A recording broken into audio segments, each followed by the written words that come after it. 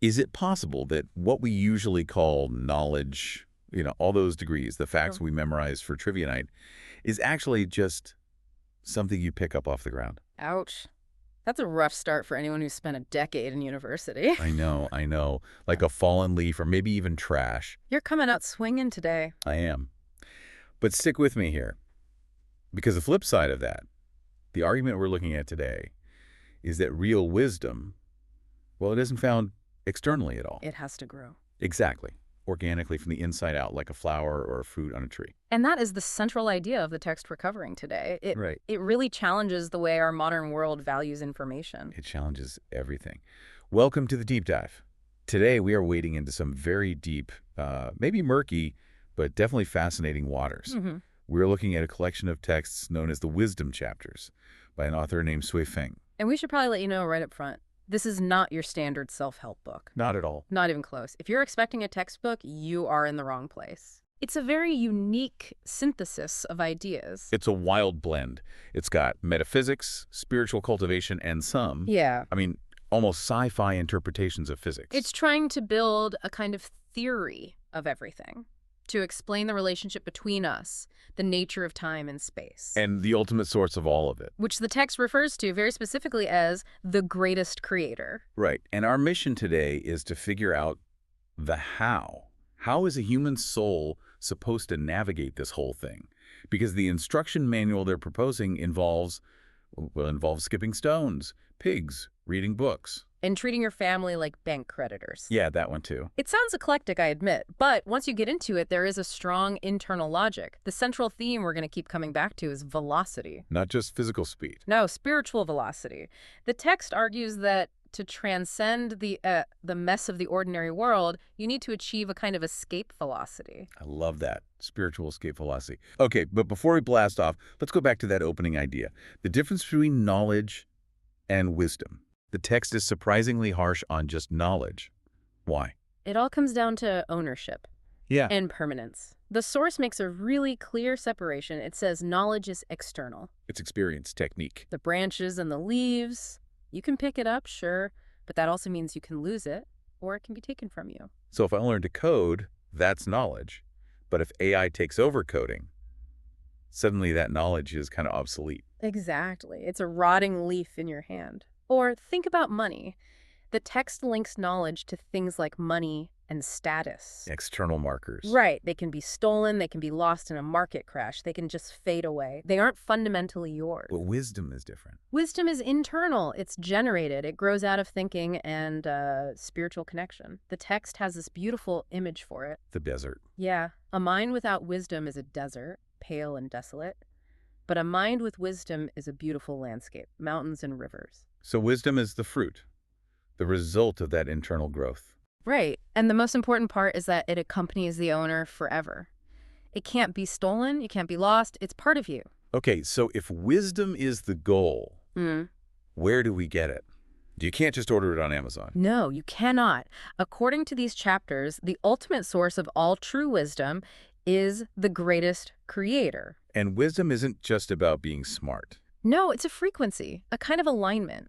To get infinite wisdom, the text says you have to follow the way of the greatest creator. Following the way can sound a little vague, though. Is it like a set of rules? It's less about rigid rules and more about an attitude, an orientation. The word that comes up over and over is reverence. Reverence for what? For the greatest creator, for life itself, for nature. And it draws this really sharp contrast. It says wisdom that actually benefits humanity comes from that place of reverence. And the opposite, the stuff that harms humanity. Well, what we might call being cunning or scheming. The text says that comes from selfishness and arrogance. And it argues that isn't true wisdom at all. It's just smarts being used for destruction. Exactly. It's just a clever way of digging your own grave, spiritually speaking. Okay, so let's get into the mechanics here. Because what I found so fascinating is that the text doesn't just stay in this abstract spiritual world. It tries to explain things with physics or parables about physics. Ah, yes. We have to talk about the stone. Key 2, the stone crossing the river. This is probably the most important analogy in the entire text for understanding how we're supposed to move through life.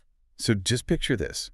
You've got this Desolate, sandy bank Yeah. on one side of a huge river. That's the mortal world where we are now. Right. And on the other side, there's a lush, magical bank. Green pastures, cranes flying. Yeah. That's the Celestial The Islands. destination, the place of freedom. Yep. And this young stone Shitu, he wants to cross. He wants to get to the good side. But the old stones, the elders, they tell him he's crazy. They say, look, kid, we're stones. Stones sink. It's impossible. Basic physics. Right? And in a static world, they're right. If you just jump, you sink. Gravity wins. This represents the weight of our lives, our attachments, our bodies, our debts. We are heavy. But the text introduces a variable the old stones forgot. Speed, or, velocity. The story shifts, and some boys start skipping stones across the water. And the stone realizes, wait a minute, If I have enough velocity, I don't sink. it flies across the boundary. It's a perfect metaphor for the human soul. The source is saying, look, we are all heavy, we're all burdened. But even if you're heavy, if you can generate enough spiritual speed, you can traverse that boundary between worlds. You don't have to sink into the mud. I love that because it doesn't say you have to be perfect or weightless. It just says you have to be fast. Right. But what does spiritual speed actually mean here? It means dynamic thinking, not getting stuck. It's about moving your consciousness forward, adapting, letting go. But then the text gets really geometric about it. It takes this idea of travel and applies it to, of all things, time zones. Yeah, this part I had to read twice. It talks about flying east versus flying west and what that means for your soul. It's a very unique theory. It uses Earth's time zones to explain different dimensions. It points out a physical fact. If you travel east against the sun, you lose time. The day gets shorter, right? And if you fly west, you gain time. Yeah. You chase the sunset and the day gets longer. Okay, I'm with you so far. So the source kind of extrapolates this. It suggests that moving along the x-axis, which it links to going east, is about compressing time. It's a path toward what it calls the 1,000-year world. In the west. That's the y-axis, expansion. Moving west is moving toward Elysium, a state of timelessness. So what if you just go north or south? You're just spinning in place. The text says that's just staying in the mortal world. You stay in the cycle, just changing your location, but not your actual state of being. So it's basically saying don't just walk in circles. You need a vector, a direction and a speed that actually changes your relationship with time. Exactly. Are you moving in a way that expands your existence, or are you just pacing back and forth in a cage? Speaking of cages, or size, we have to talk about the pig. The fable of the pig, reading a book. This is one of my favorite parts just because it's so absurd, but it hits hard. I laughed when I first read it, but then I stopped laughing. It felt a little too real. So you have this one pig in a sty who decides to start reading and thinking. And the other pigs are completely baffled. They're like, what are you doing? We have food, we have mud, we're happy. Why are you stressing yourself out with books? This brings us to the core conflict between two concepts the text defines: wuxi and wuxu. Wuxi is the pragmatic stuff, right? The realistic, down-to-earth things. Yes. Wuxi is focusing on the tangible. Food, shelter, survival. It's what the other pigs are doing. They're enjoying the mud. They think the reading pig is wasting his time. And wuxu. That's the flip side. It means dealing with the void. Idealism, spiritual pursuit, focusing on the intangible. The reading pig is practicing wuxu. But then comes the dark twist. The reading pig has this grim realization. That's the kicker. He realizes that this comfortable, pragmatic life has a deadline. The sty is just a waiting room for the slaughterhouse. Exactly. The other pigs are happy because they don't see the butcher coming. The reading pig realizes that without higher thought, without changing his consciousness, he's just meat. That is bleak, but very effective. It is. It's the text's critique of pure materialism. The pig hopes that by acquiring human thinking, he can actually evolve, change his species in the next life. So is the takeaway that we should all quit our jobs and just meditate all day? I mean, that pig probably got hungry. No, and the text is really careful about this. It says you need both. Survival wuxi is the foundation. You need to eat. But spiritual pursuit wuxu is the elevation. Right. If you only have pragmatism, you live a low-quality life, like the other pigs. Comfortable, but trapped. And if you only have idealism with no survival skills. You become delusional. You starve. The source says most people are stuck in pure pragmatism. They ignore the spiritual work because it doesn't pay the bills right away, and that keeps them in the mud. Trapped in the mud. Okay, so talking about being trapped. This is where the text gets really interesting. And maybe uncomfortable for a lot of people. Relationships. specifically family. This is probably the most controversial part of the wisdom chapters. It just fundamentally challenges how we see our closest bonds. The source quotes the Bible. A man's enemies will be the members of his own household. And then it doubles down. It says family members are creditors. It sounds incredibly harsh, doesn't it? My mom is my creditor. But you have to understand how the text defines debt here. It's not just about money. Not at all. It's emotional debt, karmic debt. The argument is that you can't ascend to the celestial islands. You can't be free if you have outstanding debts. So when it says family or enemies, it doesn't mean we should fight with them. No. It means they are the specific people who are, in a sense, holding you here. They're the obstacle to your departure because you owe them. You can't just walk away. You can't leave for heaven until every penny is repaid. Right. So if you abandon them, you're not freeing yourself. You're just defaulting on the spiritual loan. And that just binds you here for another lifetime to pay it all back with interest. So paradoxically, the way to get free of the family trap is to love them more. Yes. You repay the debt through service, through care, by fulfilling your obligations completely. But, and this is the key, you do it with the intention of clearing the balance sheet. It's a very transactional view of love, but in a spiritual sense. It reframes it. Love isn't just a fuzzy feeling. It's the mechanism for balancing the cosmic books so that you can eventually be free. Okay, so let's move from relationships to the structure of the universe itself. The text brings up physics again. It mentions string theory, but not really in the way a physicist would. No, it completely repurposes the term. It calls strings and superstrings antimatter structures.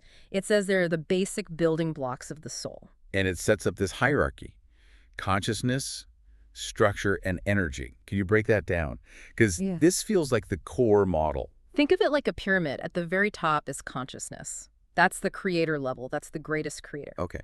Consciousness creates structure, and then structure attracts energy. So if I want to build a house, my idea for the house, the vision, that's consciousness. Exactly. The blueprint you draw, the frame you build, that is the structure. And the bricks, the wood, the workers, the money. That's the energy. The energy flows in to fill the structure that consciousness created. So the source is basically saying that most of us are doing it backward. Precisely. Right. We chase energy. We chase money, health, relationships. But the text says you're chasing the bricks without a blueprint. If your internal structure is a shack, you can't hold the energy of a palace. It'll just spill out. Flower scent attracts the butterfly. You don't chase the butterfly with a net. You got it. You have to change your consciousness first. Align it with the greatest creator, with reverence, with wisdom, with velocity, and that will automatically change your internal structure. And once that happens, the energy just flows in. It's physics. And this connects to that idea of Hunden, right? Yes. Hunden is usually translated as chaos, but here it means more like a unified holographic whole. The state where everything is interconnected. The butterfly effect. That's it. Because the universe is a Hunden whole, a small change in your internal structure, your consciousness, affects the entire thing. You aren't isolated. So we have this massive cosmic structure. Yeah. But the way to access it isn't by becoming more complex and intellectual. It's by becoming simpler. Yes. The concept of reverse aging. Which, again, sounds like sci-fi. I assume we're not talking about physically turning into babies. Not physically, no. It's about returning to the infant state of mind. The text asks, why are infants safe? Why can a wolf child supposedly survive in a den of wolves? My first thought is just luck. But the text says it's about frequency. Exactly. The infant lacks the frequency of aggression, of calculation, of fear. They're pure. They don't emit a threat signal, so the wolves don't attack. The source says to reach the greatest creator, you have to shed all those adult layers: status, fame, scheming. You have to become playful and innocent again. Guileless. That's hard to do when you have a mortgage to pay. It is, but the alternative is accumulating stress until you break. Which brings us to the final and maybe the most practical warning in the text: small load energy. Oh, this one really hit home for me. It's an engineering analogy. It is. In engineering, you have fatigue failure. You don't break a metal bar with one huge hit. You just tap it. Tap, tap, tap. Small stress, repeated thousands of times. And eventually it just snaps. And the text applies this directly to our psychology. It warns against small load negative energy. Nagging, constant complaining, bickering over tiny things. It says those things are actually more destructive than one big tragedy. That's so counterintuitive. We're all afraid of the big disasters. But a big disaster often mobilizes your resilience. You rally. But that constant low-level negativity, It just rots your spiritual structure from the inside. It's fatigue failure of the soul. So it tells you to stay away from people who emit that energy. Yeah. Say goodbye, it says. It all ties back to protecting your structure. If your structure is constantly being vibrated by negativity, it can't hold the higher energy of wisdom. You're just leaking it everywhere. So let's just zoom out for a second. This roadmap we've uncovered today, it's quite a journey. It is. We start by seeing that wisdom isn't just data, it's a connection to the greatest creator. Then we need that spiritual velocity to skip across the river of life. Instead of sinking into the mud of pure pragmatism, we have to see our obligations, especially to family, as debts to be paid off with love so we can be free. When we stop chasing energy, we start building our internal structure. And we do that by simplifying our minds, by returning to that innocent state, and by ruthlessly protecting ourselves from the fatigue of constant, small-scale negativity. It's a lot to take in. But what stands out to me is the agency it gives you. You aren't just a victim of the universe. You are a structure that you can modify. You can change your velocity. You can pay your debts. You can rewrite your reality by changing your consciousness. Which brings us to a final thought for you to mull over. The source material says at one point that life is like a script written by a playwright. Most people, it says, are just actors reciting lines they never wrote. Crying when the script says cry, laughing when it says laugh. Exactly. So, the question we want to leave you with today is this. Are you just acting out a pre-written role of survival, reciting the lines society gave you? Or are you ready to tap into that higher consciousness, change your internal structure, and actually rewrite the play? Are you the actor, or are you ready to become the co-writer? That's the deep dive for today. Thanks for joining us on this journey through the wisdom chapters. Keep thinking. See you next time.